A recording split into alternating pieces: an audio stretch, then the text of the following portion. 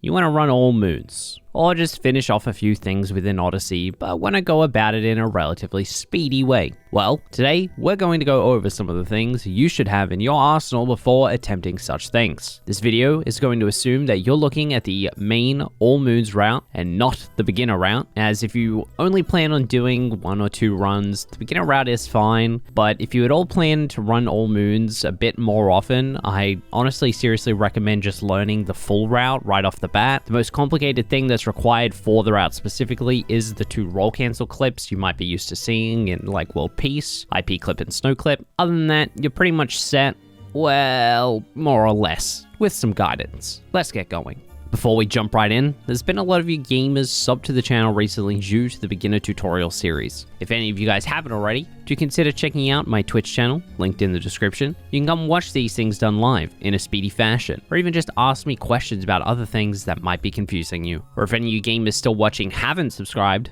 do consider doing that as well. I haven't been able to plug myself in a while. You know, those beginner videos didn't really have any Tom She plug himself sections. And my subscribed to unsubscribe ratio has gotten quite scary. So, yeah, do that. Thanks. 2 of the most important things for at least all moons and 100% are both the cap throw and jump farms. A lot of people tend to go into these runs without really knowing how to set these up, so we should touch on them right out of the gate. Let's start with cap throw farm. You do it first in the run after all. Once you've come to Seaside for the 3rd time in the run, you're presented with a doggo right in front of you. You're going to go up to the dog, throw Cappy at it to activate it, and bring it over to these rocks towards the right. It's going to dig around for a little bit and show off a spot that it's found, but it's not the real spot. After that, bring the dog over towards the wall where these blocks are. Once the dog is underneath the question mark blocks, jump up on top of the dog.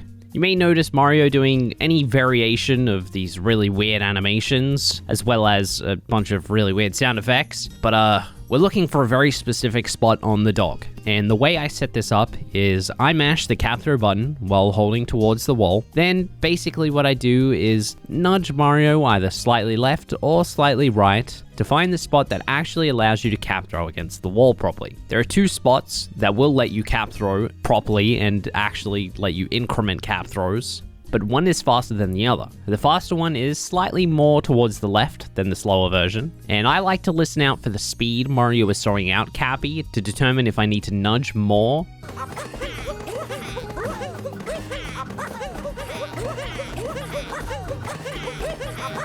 Then I confirm it by just looking at how fast he's throwing. Once you see the 2 side by side, it kind of becomes relatively obvious, but then just continue mashing either of the cap throw buttons and you're good to go. Cap throw farm is relatively easy to set up and requires no attention to keep going once you do have it set up, which is why most runners use it as a bathroom break. Gross, I know. This category is really freaking long. Next up is jump farm. Funnily enough, when I started writing this video, there was only 1 fast jump farm, but that's changed, so I guess we'll go over both. Thanks, that made me have to do more work. The most optimal option is the newer jump farm, but requires like 7 minutes or something of incredibly fast mashing to save time with. Personally, I don't do this method because my mashing skills are absolutely garbage. And anytime my brother and I used to play games on the PS2, where we would face off against mashing, I would always lose, undoubtedly, every single time. But yours might be better than mine, so it'll be up to you to determine which version you wish to go for. But let's start out with the older, more used version. It's a bit more accessible.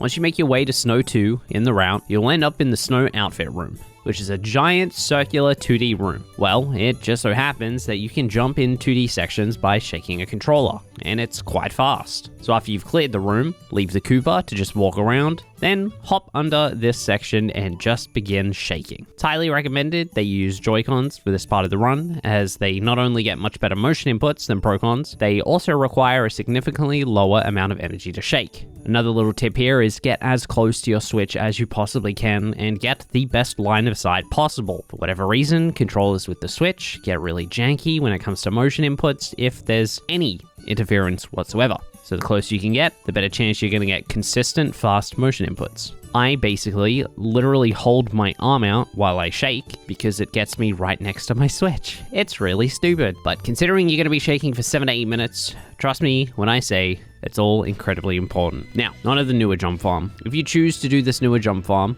I hope you have good mashing skills. Leave the Iron Fence Moon when you leave Bowser's 1, and instead grab it at the end of Bowser's 3, once you warp back to the Odyssey. Then, what we're going to do here is clip into the Odyssey. For whatever reason, if you position Mario rather carefully, right about where this pole is, you can quite easily clip into it and jump around. Well, it turns out if you mash the jump button under here incredibly fast, you can actually jump 1 frame faster per jump. So with perfect jumps, you can end up saving close to a minute or so on jump farm. Again, it takes fast mashing and a lot of endurance. Hence, I don't personally do it, but that call is up to you. You can clip into the Odyssey in other kingdoms, but not every kingdom lets you jump at this faster speed. Another kingdom I know for sure that you can do it is in Lake Kingdom. So you can get some of your jump farm out of the way in Lake 2 if you want to split it up, but don't expect this to work in every kingdom as that just isn't the case. But now that you've got those two down pat, let's move on, shall we? On to Metro Outfit Room clip. This involves some barrels, some good positioning, and a roll boost.